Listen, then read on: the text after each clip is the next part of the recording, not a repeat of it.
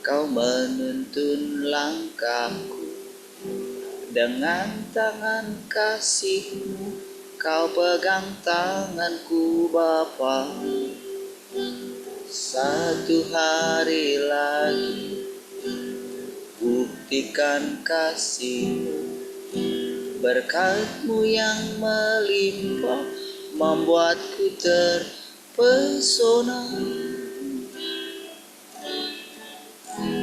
Satu hari lagi Kau menuntun langkahku dengan tangan kasih-Mu. Kau pegang tanganku Bapa.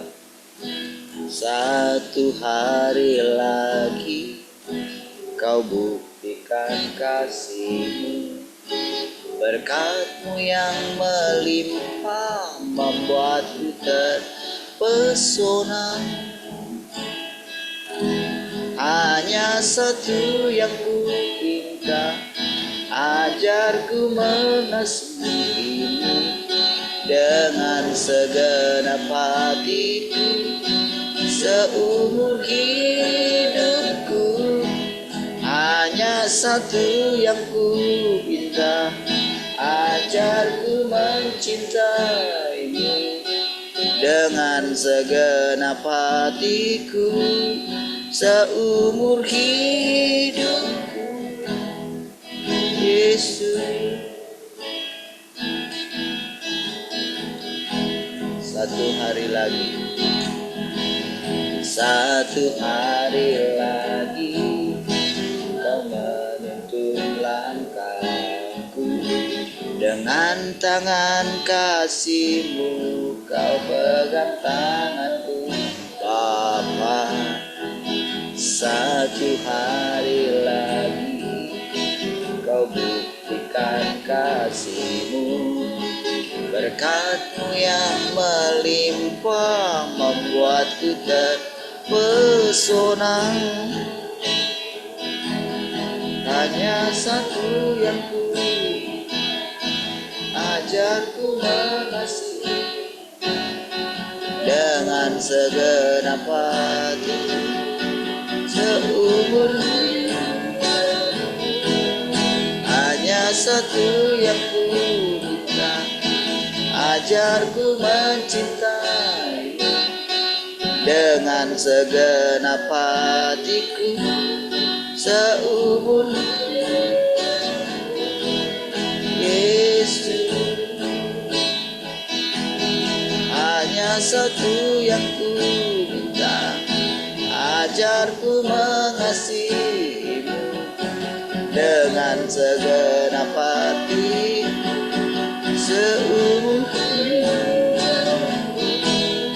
Hanya satu yang ku minta, ajarku mencintai-Mu dengan segenap hati seumur hidup. Yesus.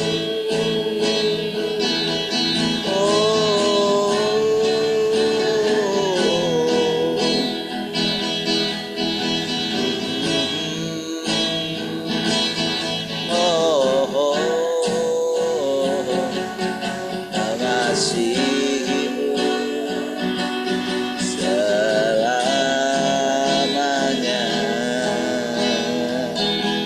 Haleluya.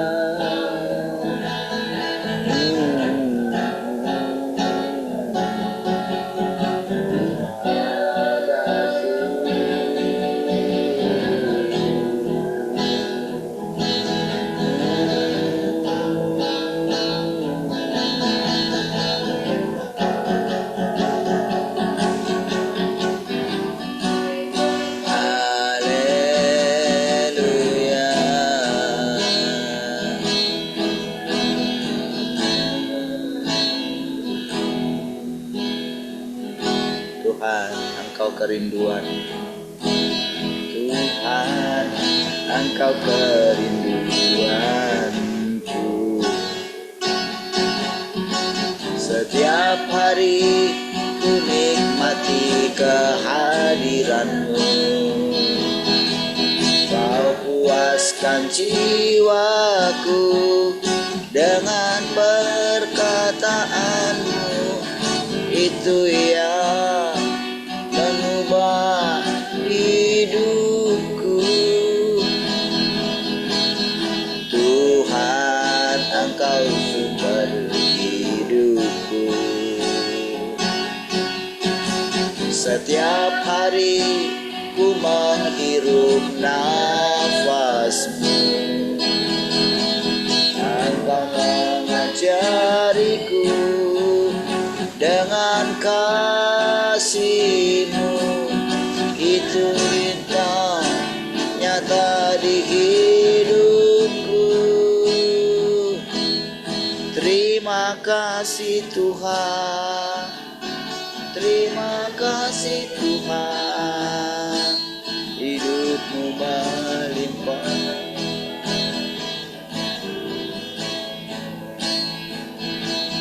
Terima kasih Tuhan, terima kasih Tuhan. Ku mau selalu tinggal di dalam-Mu.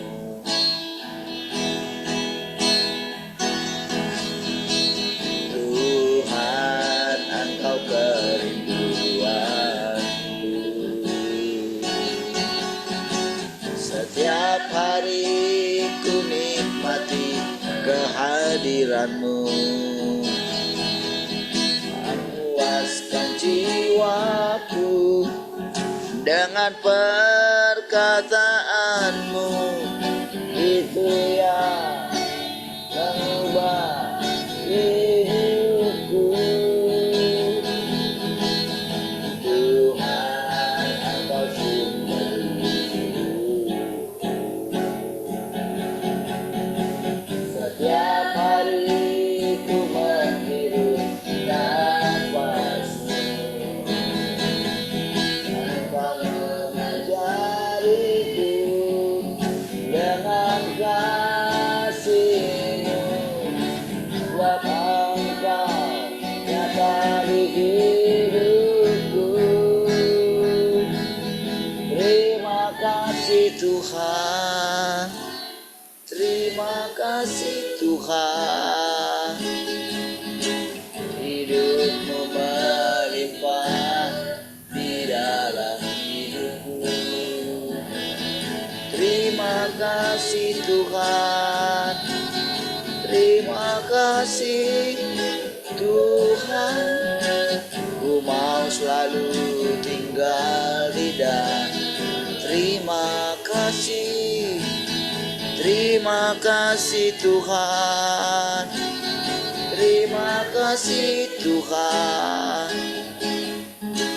hidup-Mu melimpah di dalam hidupku. Terima kasih Tuhan, terima kasih Tuhan. Ku mau selalu tinggal di dalam-Mu. Karena ku aman bersama-Mu. Tuhan, Tuhan sumber kehidupanku.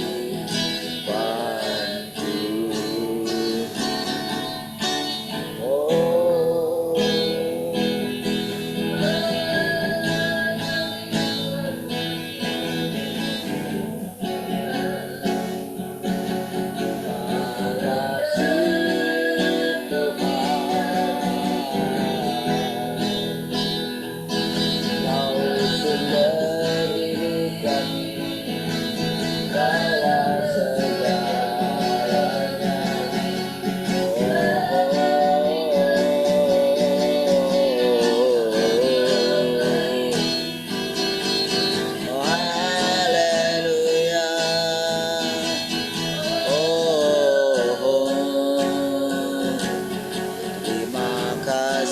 Tuhan, Kaulah segalanya.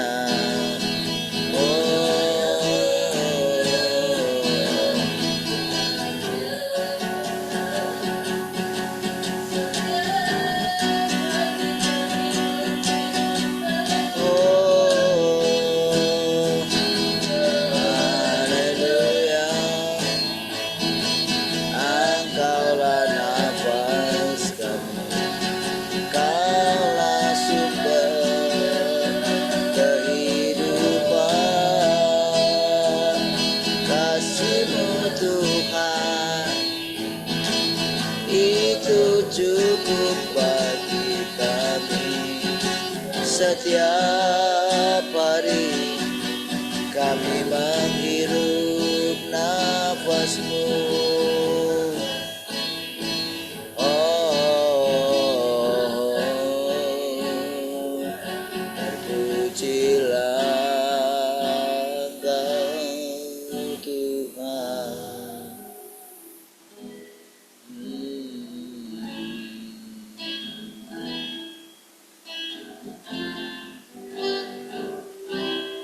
Engkau baik, Engkau baik, sungguh baik bagiku.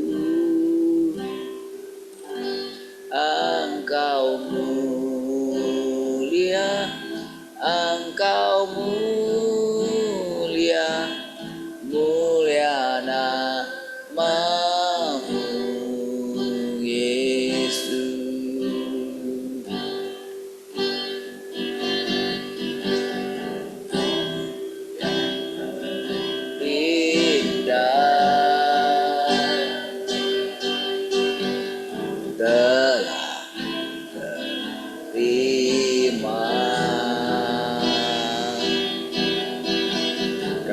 Kasih yang terbesar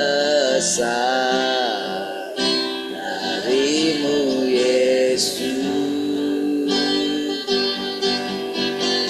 bukan karena kebaikanku, bukan karena hebatku, namun oleh anugerah murahan-Mu.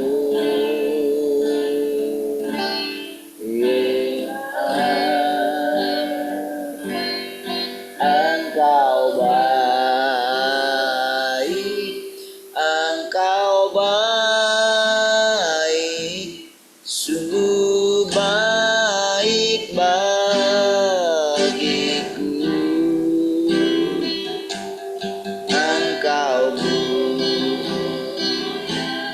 Engkau mulia, mulia nama-Mu. Yes, Engkau baik, Engkau baik, Engkau baik, Engkau baik bagiku.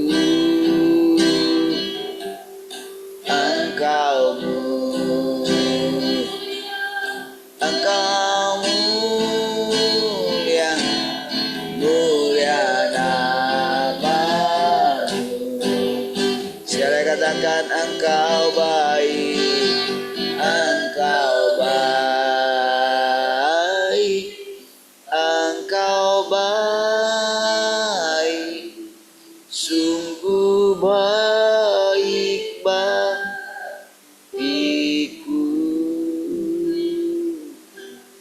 Engkau mulia, mulia nama-Mu.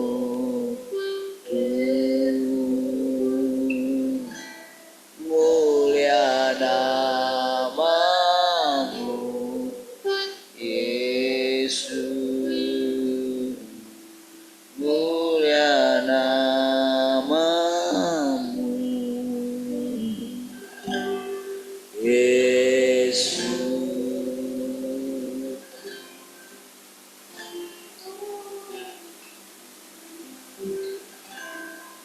Puji Tuhan, bersyukur pagi hari ini. Pujilah Engkau Tuhan yang terus menuntun dan membimbing kami. Kami kembali tundukkan pikiran kami, perasaan kami, supaya kami dapat menerima setiap perkataan-perkataan. Pujilah Tuhan, haleluya. Mari semua yang mengasihi Tuhan sama-sama katakan amin. Baik, puji Tuhan, shalom semua, selamat pagi. Salam, selamat pagi semua. Selamat pagi semuanya.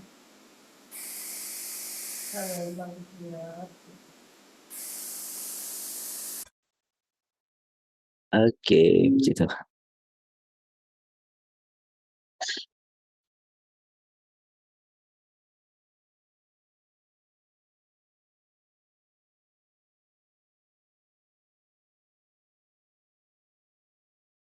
Oke,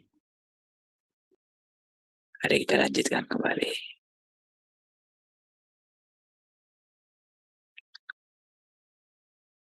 Meskipun dia melakukan pekerjaan baru dan membuka jalan yang belum pernah dilalui oleh manusia sebelumnya, tetap saja dia hanya membuka jalan bagi Yesus. Yohanes Pembaptis ya.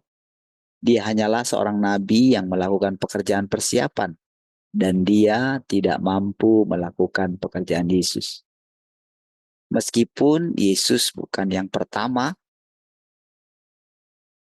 memberitakan Injil Kerajaan Sorga, dan meskipun dia melanjutkan jalan yang telah Yohanes tempuh, tetap saja tidak ada orang lain yang dapat melakukan pekerjaannya.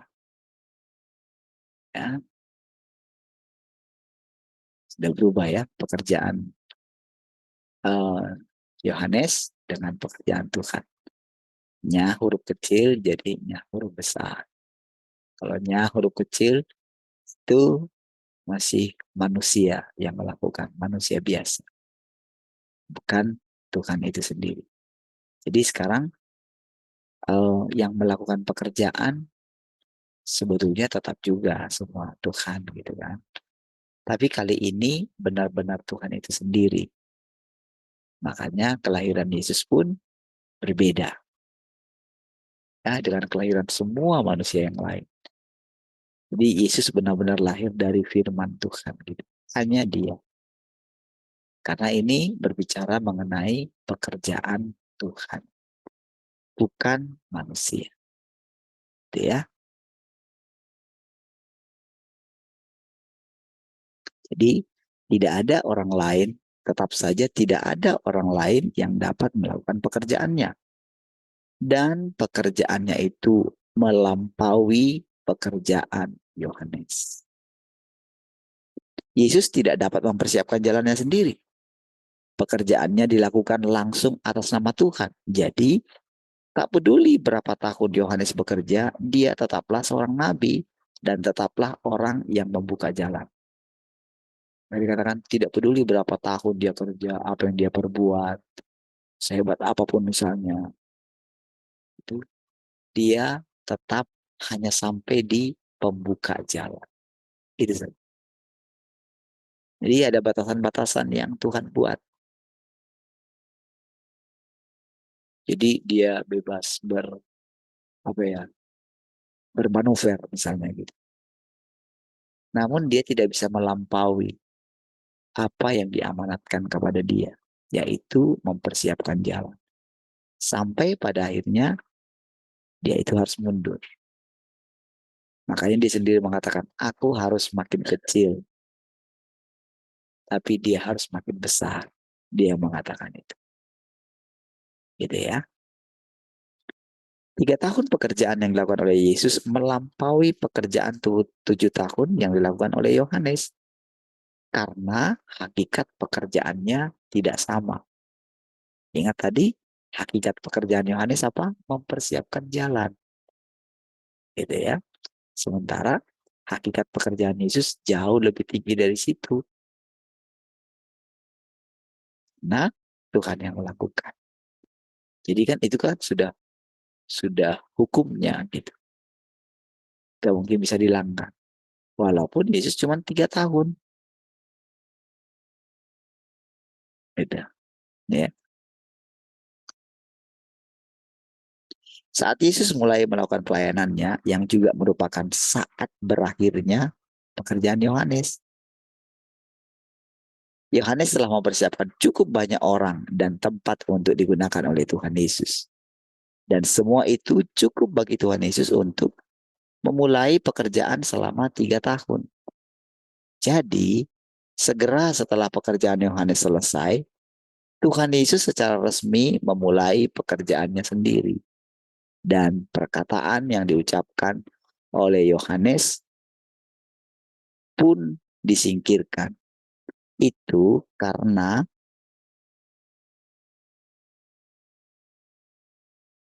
pekerjaan yang dilakukan oleh Yohanes hanya untuk kepentingan peralihan. Dan perkataannya bukanlah perkataan hidup yang akan menuntun manusia ke pertumbuhan baru. Pada akhirnya, perkataannya hanyalah untuk kegunaan sementara. Ya.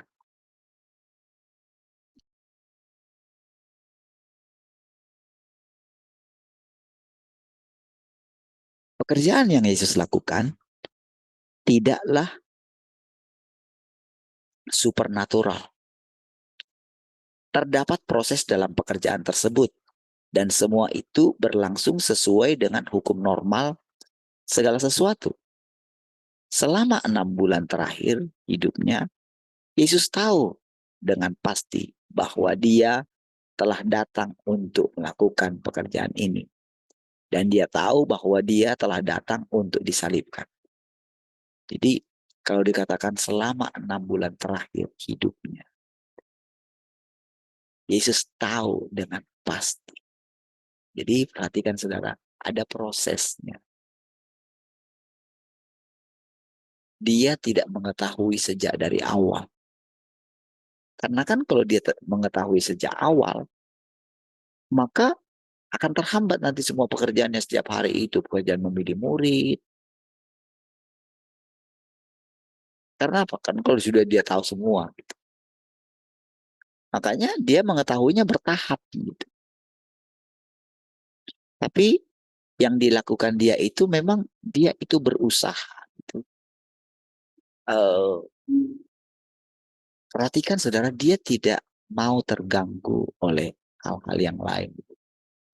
Jadi dia itu selalu, itu yang membuat dia itu setiap hari nunggu di kaki bapaknya.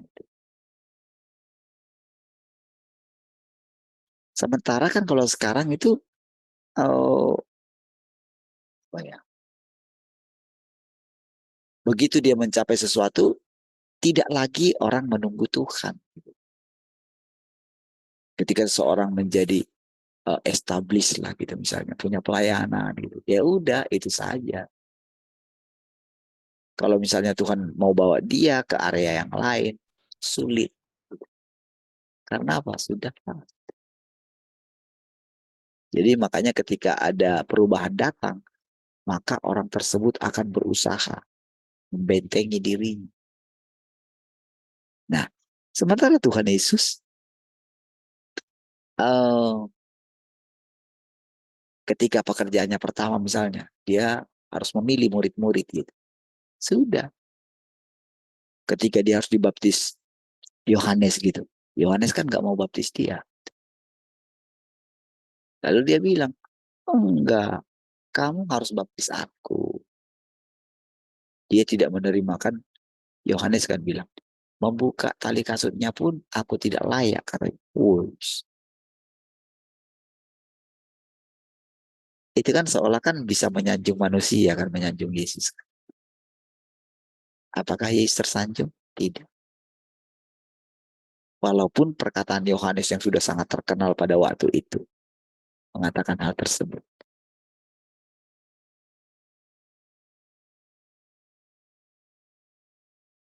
Dia tidak merasa tersanjung gitu. Makanya dia mengatakan, enggak, kamu harus baptis aku.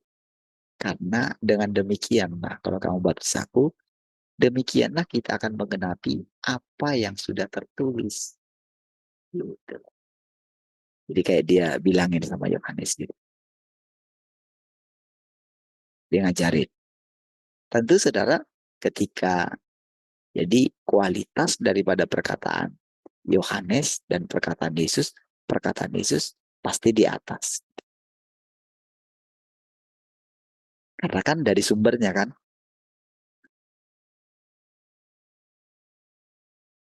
dari apa? Dari tujuan awal seseorang diutus gitu.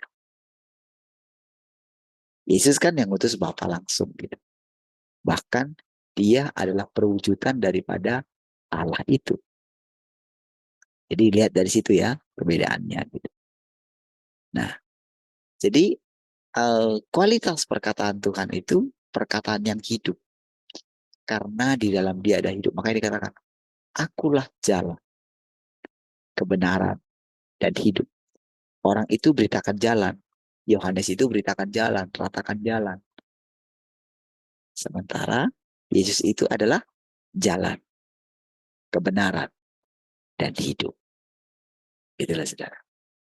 Nah, jadi saudara, karena dia hidup itu, maka dia itu harus nempel terus dengan sumber hidup itu. Makanya dia akan berfirman,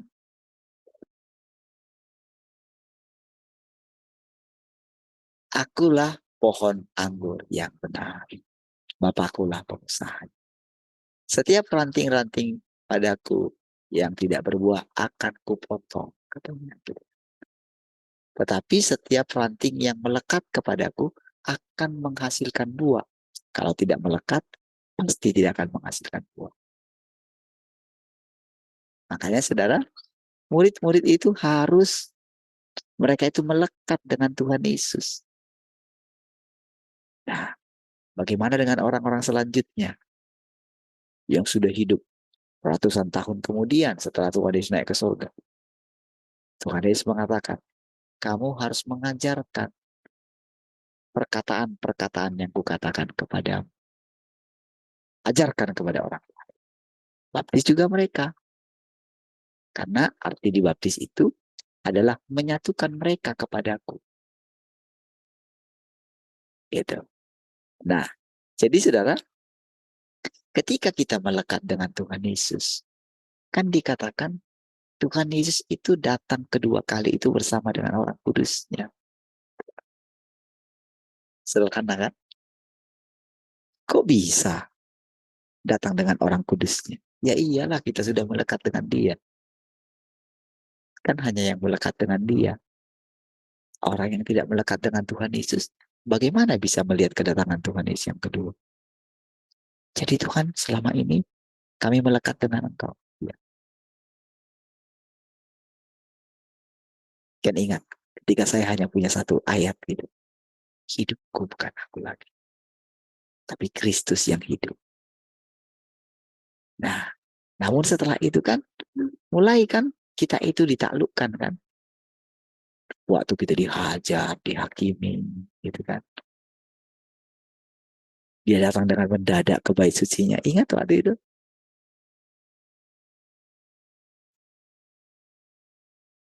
Mungkin awal-awalnya gimana ini? Jangankan saudara, saya pun gitu. Sampai, aduh nggak tahu lah mau gimana. Suka lah gitu. Katakan berhenti, berhenti gitu. Nah, seperti itulah sebetulnya kehidupan Tuhan Yesus. Dia terus menjalani. Iya, sampai 6 bulan terakhir. Barulah dia mulai menyadari. Dia tidak mempermasalahkan bagaimana Yudas, bagaimana Thomas. Tentu kan Thomas itu kan tidak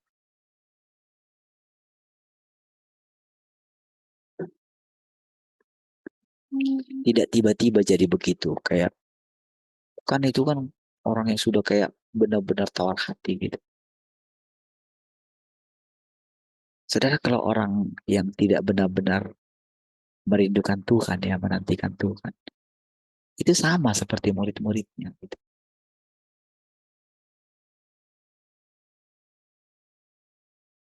Makanya saudara, akhir daripada hidup mereka itu benar-benar sudah mereka terpencar gitu ya. Mereka itu benar-benar menjadi orang yang meniru Tuhan Yesus, duduk di kaki Tuhan. Iya. Disitulah baru mereka mengenal pribadi Tuhan Yesus. Wataknya dia, tujuan hidupnya dia. Baru saudara. Dan sekarang ini saudara, kita juga demikian kan. Baru pada saat sekarang inilah kita itu mulai mengerti bagaimana dulu Yesus hidup. Kalau saudara tidak nangkap gitu ketika saya katakan Tuhan turun bersama dengan orang-orang kudusnya. Iya, kita menyatu dengan orang-orang yang mencintai Tuhan Yesus. Iya, makanya dikatakan Tuhan yang Maha Kuasa itu adalah Tuhan Yesus itu sendiri juga.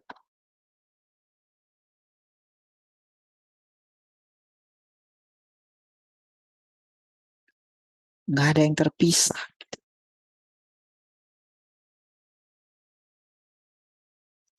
Makanya saudara, ketika kita menghidupi kehidupan kita sekarang, makanya dikatakan makin lama kita targetnya itu adalah mengenali wataknya Tuhan. Setelah kita mengenali, maka kita akan meniru hidupnya. Bahkan dia tolong kita dengan firman-Nya.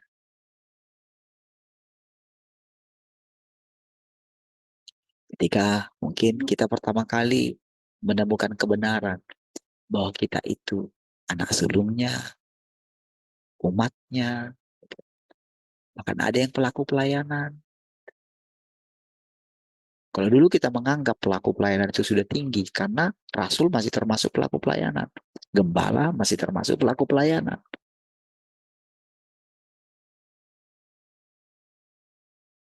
Ketika kita mendengarkan firman itu, oh gitu ya. Kita kan pasti ingin mengejar yang tertinggi. Nah, ketika kita mengejar yang tertinggi, disitulah baru kita mengerti kalau kamu ingin menjadi yang tertinggi atau terbesar dari semua, hendaklah kamu menjadi pelayan bagi semuanya, katanya gitu kan. Di situlah, sekaranglah baru kita mengerti arti perkataan itu.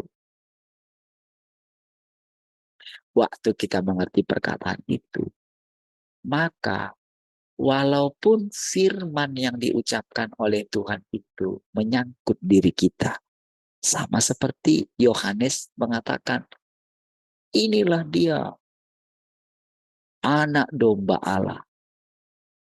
Nah gitu kan. Kan itu didengar oleh dia. Ketika orang-orang bertanya, siapakah dia? Apakah engkau dia, Mesias itu? Bukan. Bukan aku. Waktu dia ngomong seperti itu, tiba-tiba Yesus datang kan gitu. Ingin dibaptis gitu. Lihatlah, inilah anak domba Allah. Membuka tali kasutnya pun, aku tidak layak. Ya kan? Tapi apakah Yesus tersanjung dengan itu? Seperti saya katakan tadi. Tidak. Nah, setelah itu saudara, disitulah baru saudara perhatikan itu. Yesus itu adalah firman itu sendiri. Jadi setiap hal yang dikatakan oleh Yesus itu telah dihidupinya dulu. Iya. Makanya kan ketika dia membasuh kaki murid-muridnya, dia mengatakan apa? Kalau aku guru mau melakukannya, perbuatlah juga itu. Lalu orang meniru-niru harus mencuci seperti itu. Bukan itu intinya. Bukan itu intinya. Intinya adalah Tuhan itu rendah hati. Sekalipun dia Tuhan. Nah, itulah sebetulnya pikiran Kristus. walaupun dalam rupa Allah, tidak menganggap kesetaraan dengan Allah sebagai milik yang harus dipertahankan. Iblis atau antikris tidak seperti itu. Jadi ujiannya ketika dipercayakan otoritas. Wah, tadinya kan orang-orang itu ketika yang dipilih sebelum sekarang menjadi gembala yang besar. Tadinya kan mereka itu orang-orang yang bangkrut dalam hidupnya. Ada orang-orang yang sakit selang sudah di mana-mana. Gitu. Tapi setelah lewat semua, lalu mereka dipercayakan otoritas, gitu. Apakah mereka masih tetap rendah hati seperti dulu? Itulah ujiannya. Kalau selama sampai dikasih waktu, tetap tidak mau merendahkan diri, bagaimana caranya merendahkan diri? Akan diambil pelayanan itu dari mereka. Mereka pertahankan nggak? Gitu loh. Kan ujiannya di situ semua para hamba Tuhan. Jadi perpecahan. Ketika diambil dari dirinya, gimana? Bersungut-sungut nggak? Membalas nggak? Atau menganggap, ya iya saya ini kan cuma, saya siapalah saya ini. Mereka itu kan milikmu Tuhan. Gitu. Kan ujian terhadap Paulus juga begitu. Semua meninggalkan dia. Masih ada yang tinggal memang. Yohanes, gitu kan. Markus masih di ini kan dia, saudara. Lalu Markus itu pernah dikatakan dia, nggak boleh bawa dia. Ketika dia ini sama siapa? Silas ya.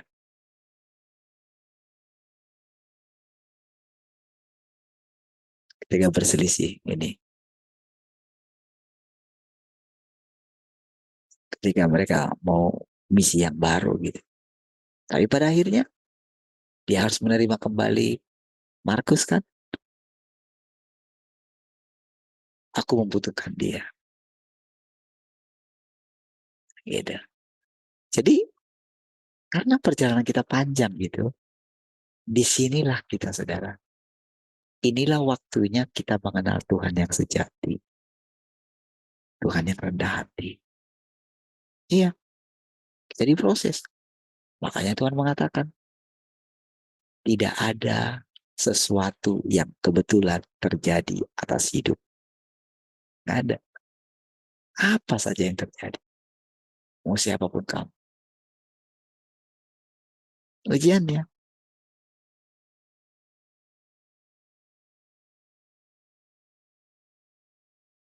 Pemulihan Tuhan itu saudara ajaib. Ketika bertengkar dengan Tuhan. Udah biarin aku kerja. Gitu.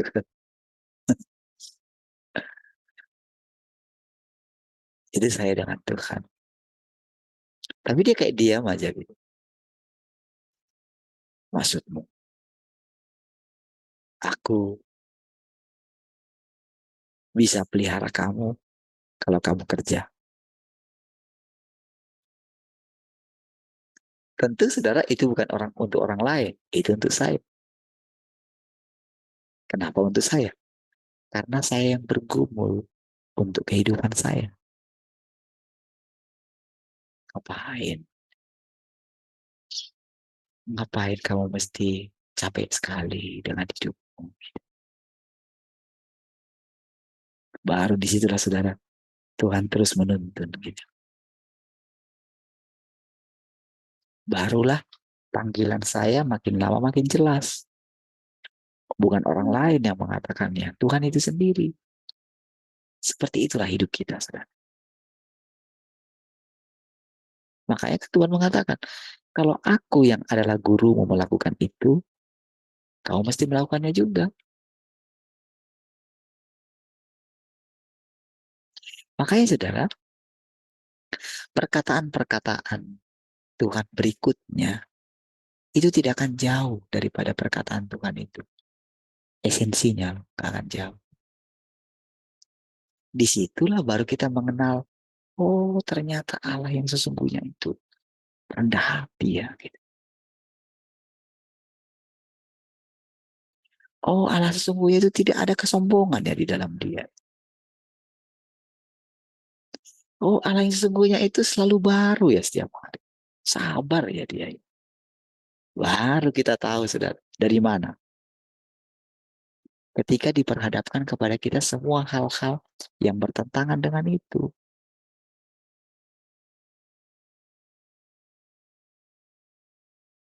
Oke?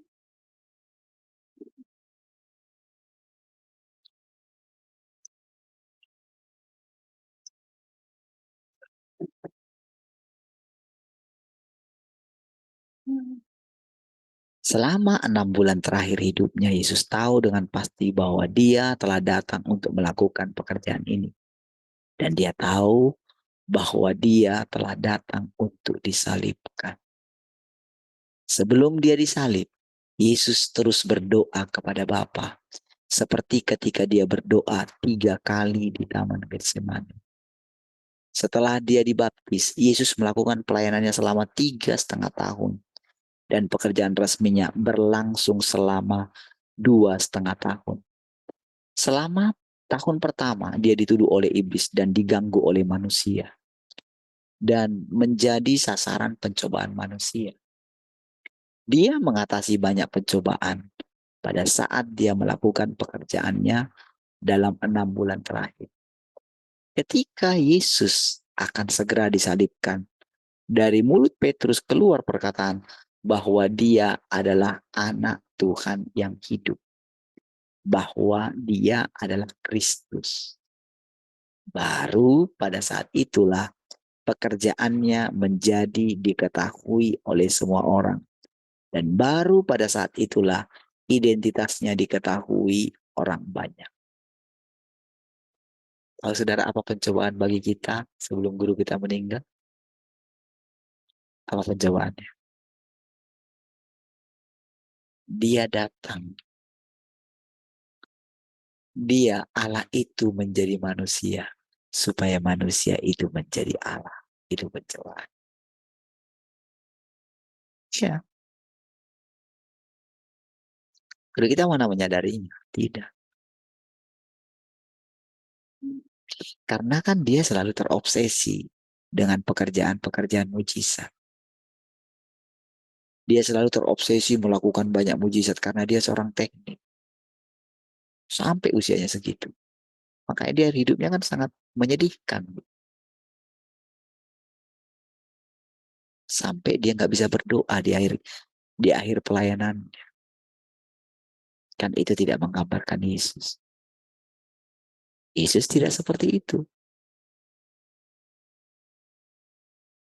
Yesus itu justru makin gencar berdoa di akhir pelayanannya.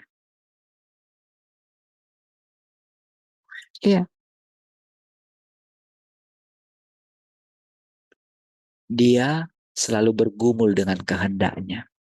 Jangan kehendakku, Bapa, tapi kehendakmu lah yang jadi. Seperti itu, saudara.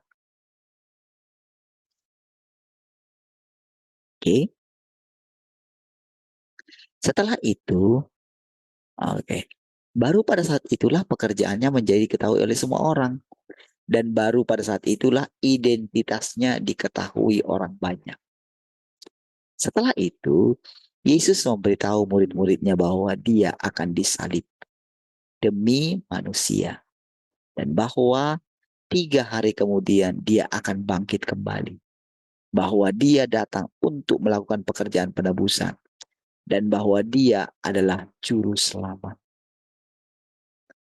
Hanya dalam 6 bulan terakhir, dia mengungkapkan identitasnya dan pekerjaannya yang hendak dia lakukan. Ini juga merupakan waktunya Tuhan. Dan inilah cara pekerjaan tersebut harus dilakukan. Ingat saudara, Yesus tidak mengetahui semuanya. Tapi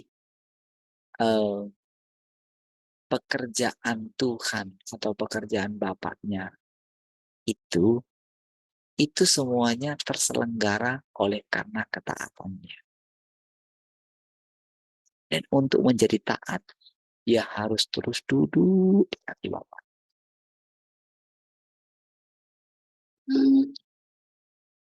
Pagi-pagi benar, dia sudah berdoa untuk mengetahui kehendak Bapaknya.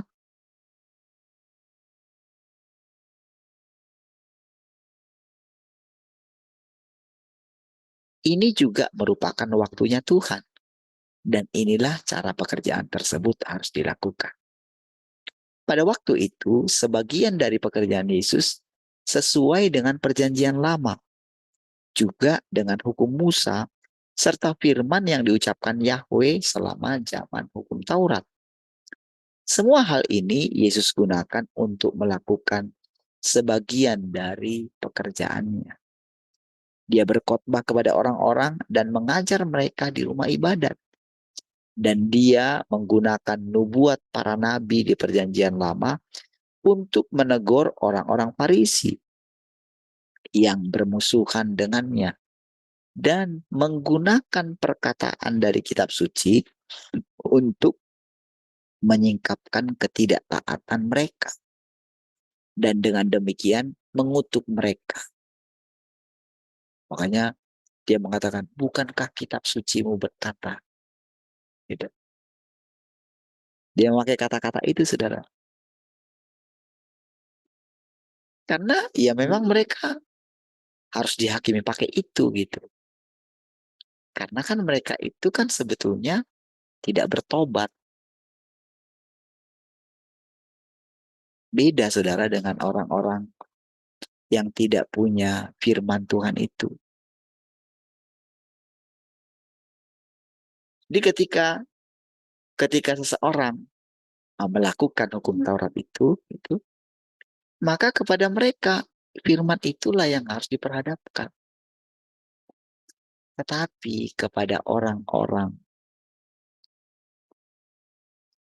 kepada orang yang disalibkan di samping kanannya Tuhan Yesus, dia tidak diperhadapkan, dia tidak dihakimi. Tuhan tidak menghakimi dia pakai Taurat. Karena dia mengatakan, ingatlah akan aku, katanya gitu. Kalau engkau sudah masuk kepada kerajaan, kan orang-orang kan mengejek Yesus dengan kerajaan yang dia bawa. Gitu.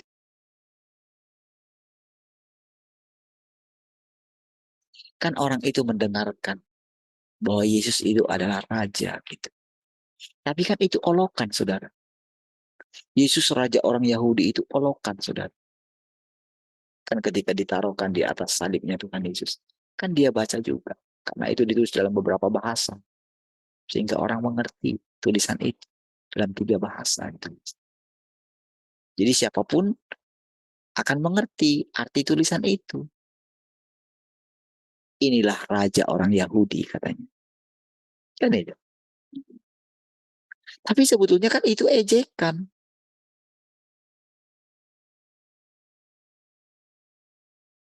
Kan kalau raja masa akan disalibkan. Jadi selalu dia pancing untuk apa namanya, murid-murid itu pada waktu itu, saudara ya. Ketika mereka mengetahui, kan mereka tahu kalau Yesus itu adalah anak Allah yang hidup. Gitu. Bayangin anak Allah, loh, saudara. Kan logika mereka berpikir, mana mungkin bapak mana yang mungkin membiarkan anaknya disalibkan. Kan gitu kan? Mana mungkin.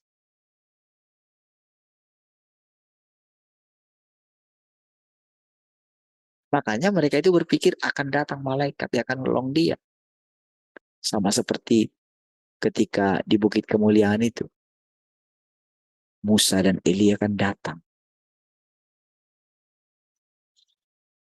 Jadi harapan mereka, saudara, akan ada sesuatu peristiwa supranatural terjadi. Tapi apakah terjadi? Tidak. Tapi apakah Yesus tidak bangkit dari antara orang mati? Dia bangkit. Si orang tadi yang di samping kanannya. Dia berkata apa?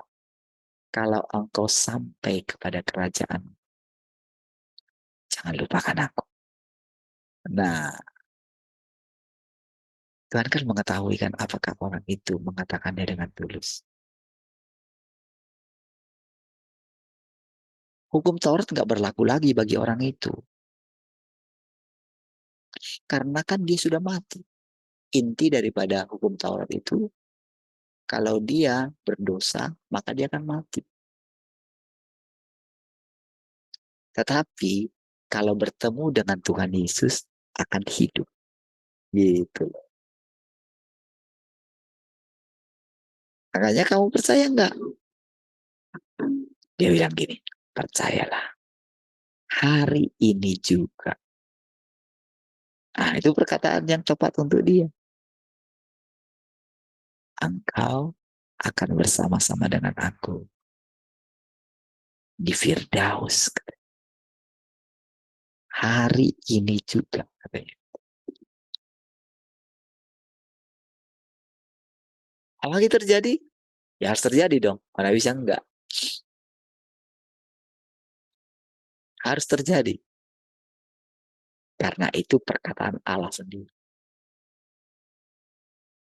Jadi coba bayangkan bagaimana setiap perkataan kita akan terjadi. Itu sebabnya saudara, bayangkanlah nanti satu kehidupan yang akan datang. Ketika kita mempersekutukan firman ini. Kan yang dihasilkan persekutuan firman ini apa, saudara? Kehidupan. Bukankah begitu? Bukankah saudara makin semangat menjalani hidup ini? Setiap kali kita itu lagi galau, lagi gimana. Kembali saja kepada firman ini. Baca di. Sekarang teknologi sudah luar biasa. Tinggal kita putar aja rekamannya. Kita bisa dengarkan lagi. Ketika saudara terarah kepada Tuhan. Walaupun itu saya yang ngomong. Maka perkataan-perkataan saya itu akan menjadi hidup dalam saudara. Iya. Saudara seperti mendengarkan langsung suara Tuhan. Sesederhana itu. Iya. Bayangkan kan kita ini kan cuma mengulangi perkataan ini. Lalu kita mempersekutukan. Saya terus berbicara kepada saudara. Sambil saya ditaklukkan oleh Tuhan. Iya, kan begitu kan? Coba saudara lakukan begitu. Tapi coba bayangkan ketika firman ini meluas. Kira-kira saudara sudah bisa lihat surga itu kayak mana? Sudah bisa dapat gambaran. Bagaimana kehidupan yang akan datang. Setelah 60, setelah 70, setelah 80. Nggak perlu kita pikirkan. Mau berapa ratus tahun kita hidup. Iya kan? Yesus 33,5 tahun hidup. Tapi setelah itu kan dia hidup selamanya kan. Coba lihat. Kan cuma 3 hari dia di situ. Tempat kematian. Sementara janjinya bagi kita. Tidak semua orang akan mati. Kan gitu kan. Akan diubah dalam sekejap. Itu janji firman tuh.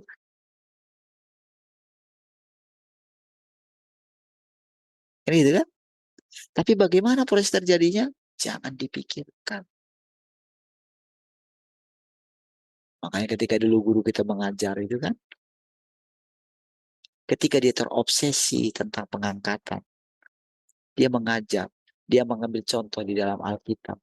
Contoh orang yang terangkat gitu. Lalu dijadikan itu jadi pelajaran. Karena dia orang pintar. Tapi dia tidak terangkat seperti itu. Artinya begini saudara. Berarti caranya bagaimana itu terangkat. Hanya Tuhan yang tahu. Kita tidak boleh memaksa Tuhan dengan pengertian yang kita miliki. Itu kebenaran. Makanya sekarang saudara, ketika kita mendengarkan semua kebenaran ini,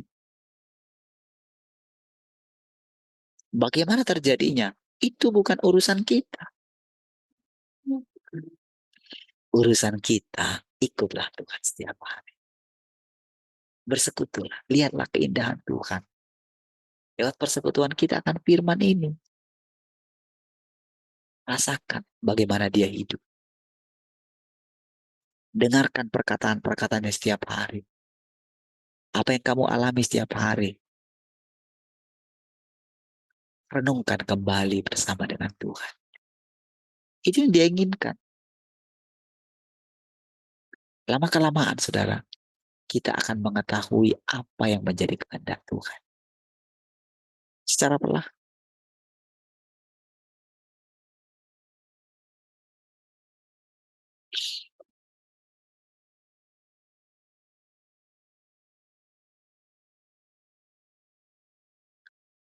Karena mereka memandang rendah apa yang telah Yesus lakukan. Khususnya, banyak dari pekerjaan Yesus tidak dilakukan sesuai dengan hukum Taurat dalam kitab suci. Dan lebih jauh lagi, apa yang diajarkan lebih tinggi dari kata-kata mereka sendiri. Dan bahkan lebih tinggi dari apa yang telah dinubuatkan oleh para nabi dalam kitab suci.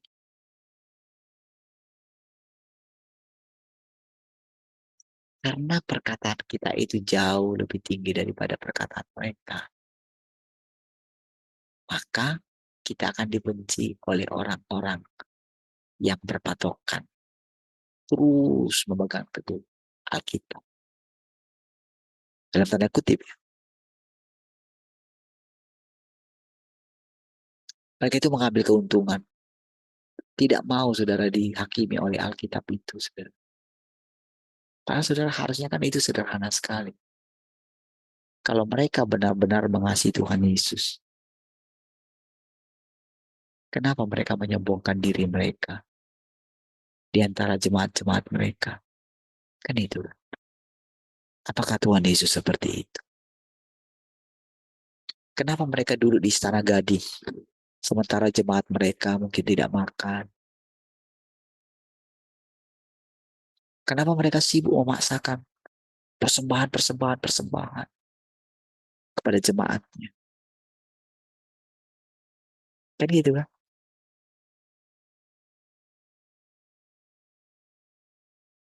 Kenapa mereka tidak menghibur jemaatnya yang susah? Kenapa mereka lepas tangan?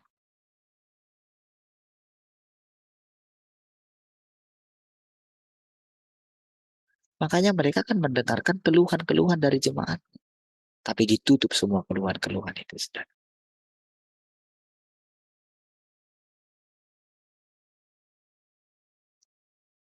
Nah, seperti itulah Tuhan Yesus membalikkan firman itu kepada mereka. Dia nggak pedulikan lagi. Karena Yesus tidak perlu taat kepada mereka. Yesus hanya taat kepada Bapa.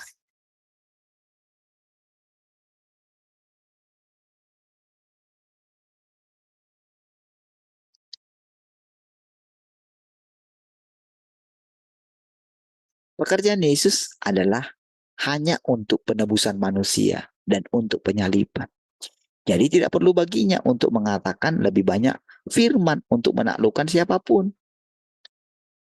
Karena nanti ada waktunya. Itu sebabnya dia datang kedua kali. Sudah berbeda dong.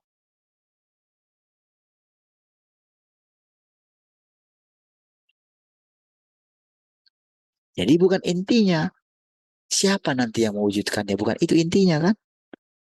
Intinya adalah kita mesti memandang Tuhan itu sendiri.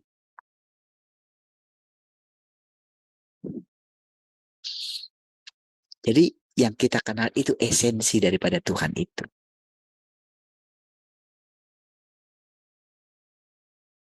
Makanya kalau orang tidak esensi yang dilihat dia, maka yang akan dia lihat itu ciri-ciri luar, penampakan luar.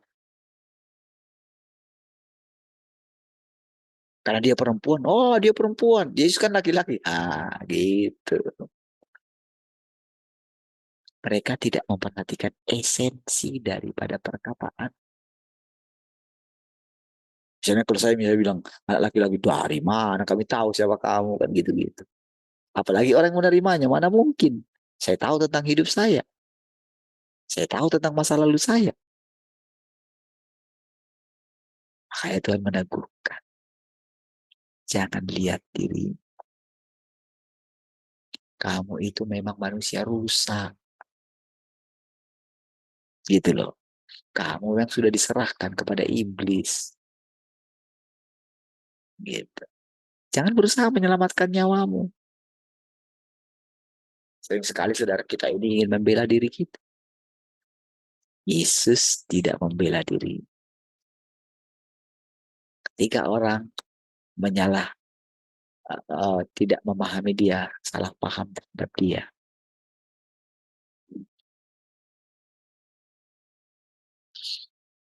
Ketika murid-muridnya tidak mengerti, ketika Petrus menarik tangannya, menarik dia, menegur dia, bayangin. Yesus tahu itu iblis. Iya, saudara. Meskipun itu murid,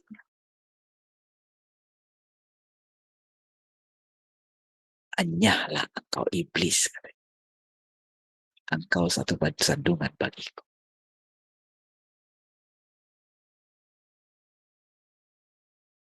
Oh, saudara. Petrus yang mendengarkan itu, dia ingat itu seumur hidup, saudara. Dia ingat. Dan belakangan dia tahu, memang benar perkataan itu ditujukan kepada iblis. Disitulah baru kebencian Petrus terhadap iblis makin kuat. Saudara. Artinya, dia mulai mengenali kerusakan dirinya sendiri. Disitulah dia baru mau memisahkan diri dari iblis. Iblis, kau bukan bapakku. Iya, di situ kita mengenali, saudara. Disitulah kita akan terpisah dengan yang pernah kita pikir itu jadi bapak rohani kita. Iya, di situ dari perkataan yang diucapkan. Jadi kalau dia tetap seperti itu, kita nggak boleh lagi mengatakan itu bapakku. Nggak bisa. Disitulah kita itu hanya Allah itu jadi bapak kita. Gitu loh. Jadi kita nggak terikat dengan siapapun. Iya. Mau dia dulu senior kita lah, mau nggak perlu. Tapi bukan berarti kita nggak menghargai dia. Untuk menguji kerendahan hati kita, Tuhan pun bisa datang melalui mereka. Ya, apakah kita bisa mengenalinya? Kan gitu kan? Entah bagaimanapun tampilan luarnya. Kalau kita berjaga-jaga, kita justru diingatkan oleh orang seperti itu. Karena kan pada akhirnya kan Petrus juga berubah. Iya kan? Simon anak Yohanes. Apakah kau mengasihi aku?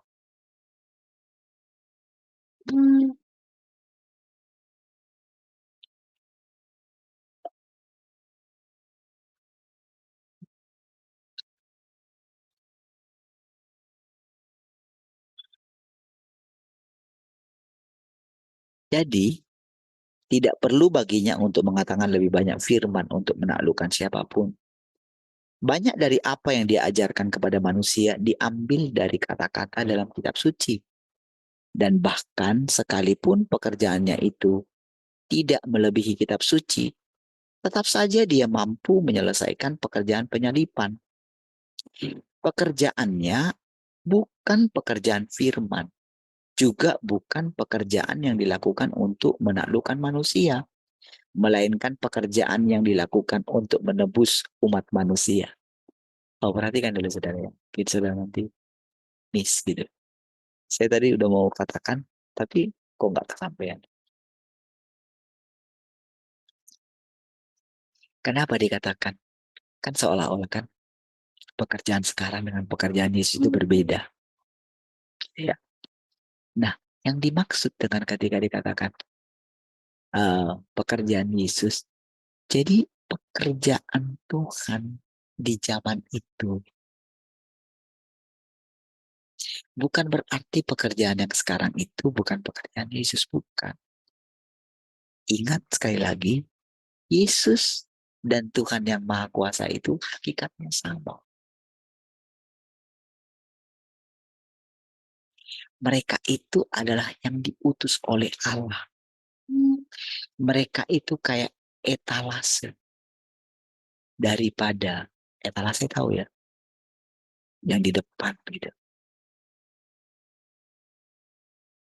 Meja di depan, meja di apa namanya, di eh, meja penerima reception gitu. Nah,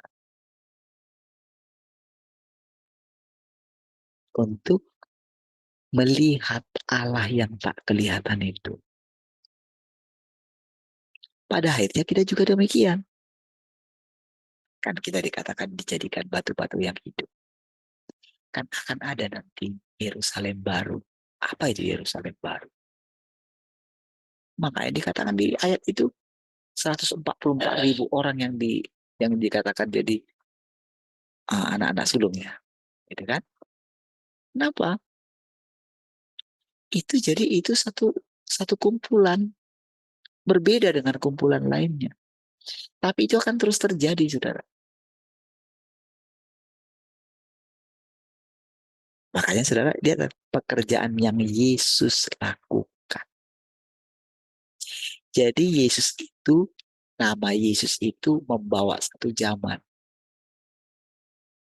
Jadi jangan lagi memandang Yesus itu sebagai sebagai satu, kalau yang dulu kan, misalnya kalau pandangan kayak gitu kan orang-orang lain kan, mereka hanya memandang dia sebagai manusia, sebagai nabi, sebagai orang hebat. Mereka memuji-mujinya dengan penyalipannya. Oh, kita sudah ini. Bukan itu intinya.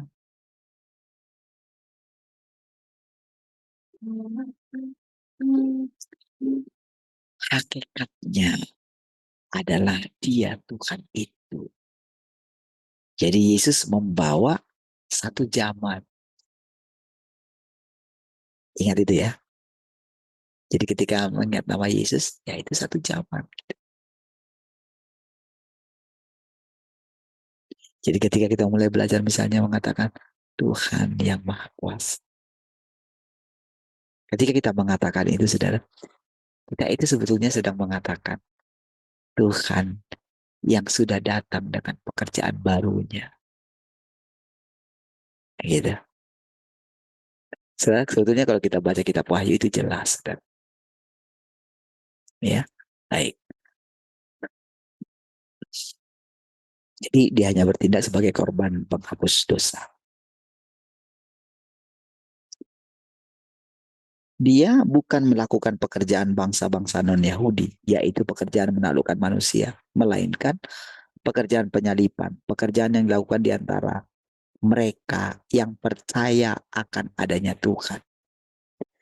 Meskipun pekerjaannya dilakukan di atas landasan kitab suci, dan meskipun dia menggunakan apa yang telah dinubuatkan oleh para nabi zaman dahulu untuk mengutuk orang-orang Farisi, ini cukup untuk menyelesaikan pekerjaan penyalipan. Jika pekerjaan zaman sekarang tetap dilakukan di atas landasan nubuat para nabi zaman dahulu dalam kitab suci, maka tidaklah mungkin untuk menaklukkan dirimu. Karena perjanjian lama tidak berisi catatan mengenai ketidaktaatan dan dosa-dosamu. Wahai orang-orang Tiongkok, dan di sana tidak terdapat sejarah mengenai dosa-dosamu. Jadi, jika pekerjaan ini masih terus berada dalam lingkup Alkitab, engkau semua tidak akan pernah menyerah. Alkitab hanya mencatat sejarah Israel yang terbatas, yang tak mampu menentukan apakah engkau semua jahat atau baik. atau menghakimimu. Karena apa? Sejarah dosa-dosamu tidak ada di situ. Ini ketika berbicara mengenai firman Tuhan ini untuk mereka pada waktu itu. Kenapa muncul firman ini, saudara, semua yang baru ini? Kan semua firman yang ini kan menceritakan tentang mereka, tentang adat istiadat mereka, gitu. Maka perkataan ini perkataan-perkataan yang baru, saudara, bagi mereka. Tentu, saudara, tidak ujuk-ujuk langsung kan. Tentu mereka ini adalah orang-orang Kristen. Gitulah, saudara. Ini orang-orang yang keluar dari kesusahan besar, saudara, orang-orang ini. Iya,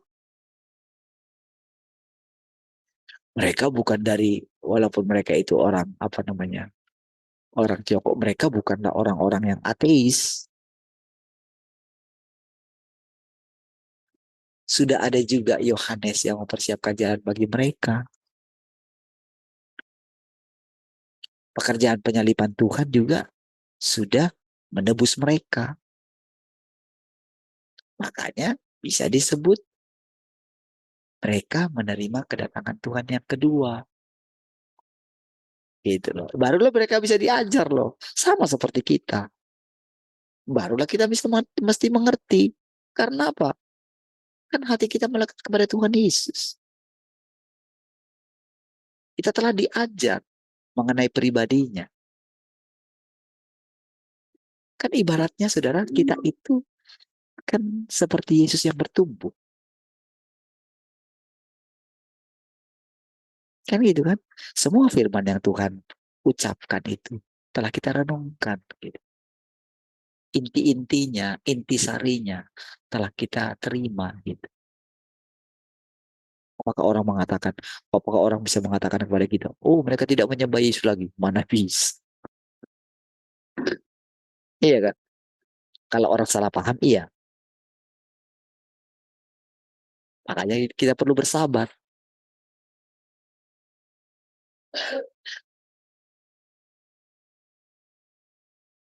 Ketika kita tidak mengucapkan kata itu, bukan berarti kita tidak menyatu dengan nama itu. Kita sudah menyatu.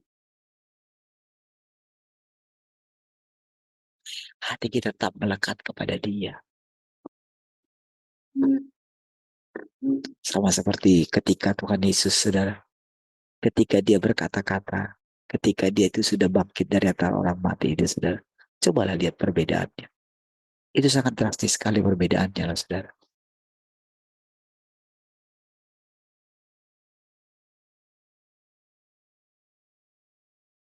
Ketika dia mengatakan begini, apakah perkataan itu mengguncangkan imanmu? Ketika dia mengatakan tubuhku benar-benar makanan itu kan. Apakah perkataan itu mengguncangkan imanmu? Bagaimana? Jadi bagaimana nanti kalau aku sudah sampai pada kerajaanku? Oh, saudara, ketika Yesus itu benar-benar menunjukkan dirinya kepada Yohanes, lihatlah dia. Tahan berdiri nggak dia? Nggak tahan kan? Itulah arti perkataan Tuhan itu. Sekarang, saudara, ketika dia sudah sampai kepada kerajaannya, dia mengucapkan perkataan-perkataan yang baru. Bisakah kita mengerti? Bagaimana kita bisa mengerti? Saudara, kehidupan yang kita jalani sekarang ini, saudara, sangat jauh sekali berbeda, saudara, dengan kehidupan kita dulu. Iya, kita tidak berani lagi, saudara, mengajari orang lain. Tetapi ketika dibutuhkan waktunya, dibutuhkan oleh Tuhan sesuai dengan waktunya, kita akan berbicara, kita akan menjadi kesaksian bagi siapapun, saudara. Kita tidak perlu takut, sekalipun kita berdiri di hadapan pemerintah-pemerintah sekalipun. Sekalipun kita harus berdiri di hadapan orang yang jumlahnya itu luar biasa. Sekalipun kita harus berdiri di depan pemimpin-pemimpin gereja mungkin yang luar biasa. kita tidak perlu takut, saudara. Karena bukan kita yang berkata-kata, Tuhan itu sendiri. Dan Tuhan sudah mempersiapkan siapa-siapa orang-orang yang akan mendengarkan perkataan kita. Itu sudah. Tuhan, kita berdoa. Kasih Tuhan, kami bersyukur pagi hari ini. Segala kemuliaan bagi Tuhan.